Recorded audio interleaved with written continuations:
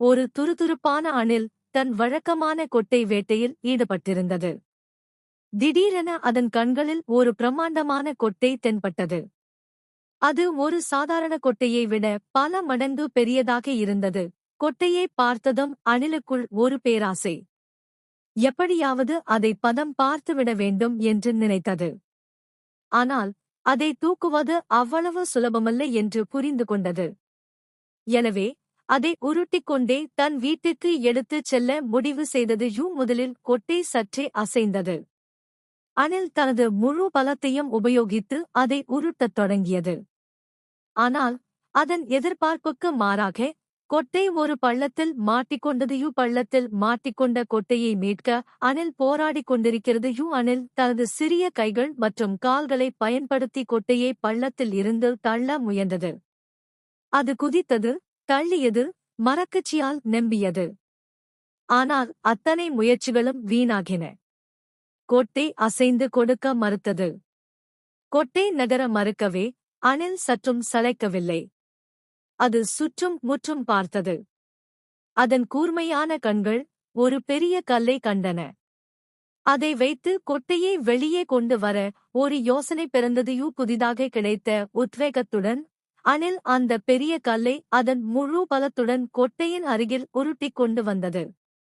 கல்லை ஒரு நெம்புகோலாக பயன்படுத்தி கொட்டையை பள்ளத்தில் இருந்து தூக்க முயன்றது.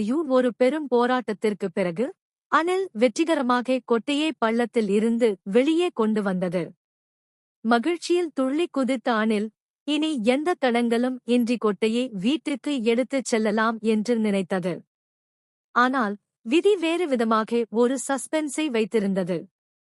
அணில் தனது வெற்றி பெருமையில் திளைத்திருந்த போது எங்கிருந்தோ ஒரு பெரிய கரடி கொட்டையின் மீது கண் வைத்தது.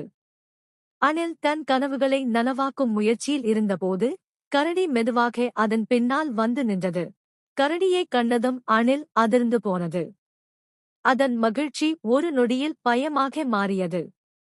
கொட்டையை காப்பாற்ற வேண்டும் என்ற எண்ணத்தில் அணில் தனது முழு பலத்தையும் உபயோகித்து கொட்டையை பிடித்து இழுக்க முயன்றது. ஆனால் கரடியின் பலத்திற்கு முன்பு அதன் முயற்சி எடுபடவில்லை.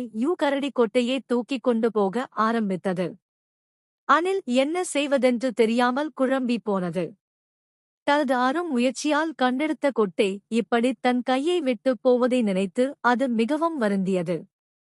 ஆனால் ஒரு சிறிய அணிலால் ஒரு பெரிய கரடியை என்ன செய்ய முடியும்?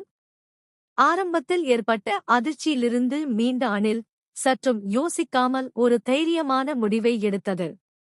தனது பெரிய கொட்டையை அவ்வளவு எளிதாக விட்டுவிடக்கூடாது என்று முடிவு செய்து கரடியை துரத்த ஆரம்பித்தது. அணிலின் சத்தம் கரடியின் காதில் விழவே கரடி திரும்பி பார்த்தது. அணிலின் விடாமுயற்சியைக் கண்டு கரடிக்கு ஆச்சரியம் ஏற்பட்டது. ஒரு கணம் யோசித்த கரடி அணிலின் முகத்தை பார்த்தது. அந்த முகத்தில் இருந்த தீர்க்கமும் ஏக்கமும் கரடியின் மனதை உருக்கியது. ஆச்சரியப்படும் விதமாக கரடி கொட்டையை கீழே வைத்துவிட்டு அணிலுக்கு அதை உருட்ட உதவியது. ஒரு பெரிய கொட்டையை தனியாக எடுத்துச் செல்ல அணிலால் முடியாது என்பதை கரடி புரிந்து கொண்டது. 2 பேரும் சேர்ந்து கொட்டையை அணிலின் வீட்டுக்கு எடுத்துச் சென்றனர். இது ஒரு அற்புதமான நட்பின் ஆரம்பம். இருவரும் சேர்ந்து கொட்டையை அணிலின் வீட்டருகே கொண்டு வந்து சேர்த்தனர். அணிலுக்கு அளவற்ற மகிழ்ச்சி. அதன் கனவு நிறைவேறியது. கரடியும் அணிலின் மகிழ்ச்சியைக் கண்டு புன்னகைத்தது.